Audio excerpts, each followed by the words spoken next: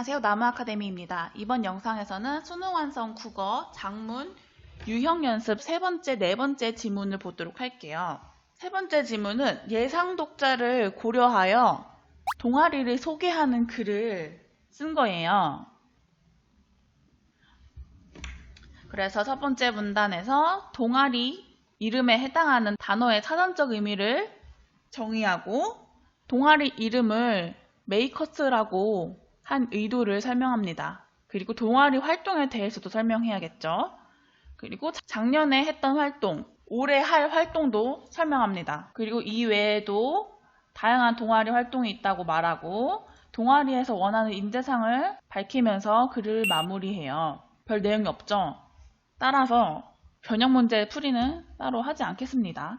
4강을 볼게요. 네 번째 지문도 예상 독자를 분석한 후 예상 독자에게 유용한 정보를 주는 글이에요. 이 글의 내용은 독특한 글꼴 사용을 선호하는 학급 학생들에게 전달하는 거니까 독특한 글꼴에 대한 내용이겠죠. 바로 저작권에 대한 분쟁이 없이 글꼴을 올바르게 이용하는 방법이 나타나 있습니다. 우선 최근 학생들의 저작권법에 대한 인식 수준은 높아졌지만 글꼴 파일에 대한 저작권 분쟁에 휘말리는 경우가 많다고 문제 상황을 제시해요. 그리고 왜 이런 일이 발생한 것일까? 라고 질문을 통해 독자의 관심을 유도하고 있네요. 이 문제 상황의 원인을 설명하기 이전에 글꼴 파일의 특징을 설명합니다.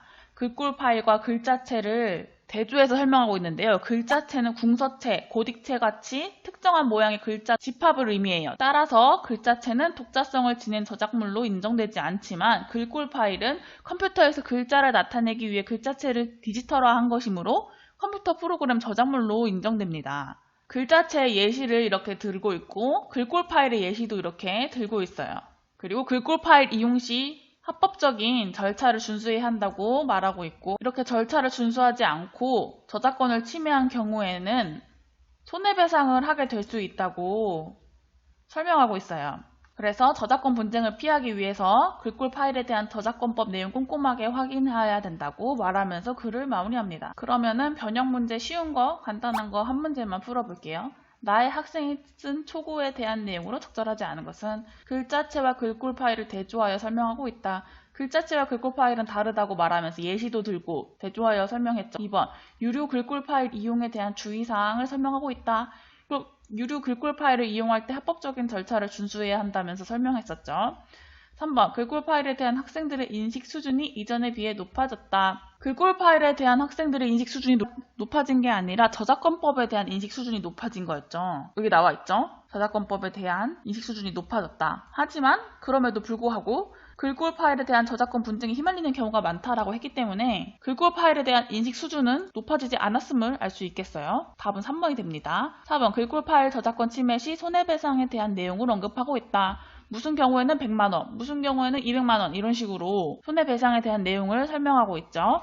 그 다음 5번, 글꼴 파일 저작권법 내용 숙지에 대한 당부로 마무리하고 있다. 마지막 부분을 보면 저작권법 내용 꼼꼼하게 확인해야 한다라고서 독자에게 당부의 말을 전하면서 글을 마무리하고 있죠. 따라서 답은 3번입니다. 지금까지 수능 완성 국어 작문 유형편 3, 4에 대해서 살펴봤어요. 이 모든 자료는 나무아카데미에서 이용할 수 있습니다.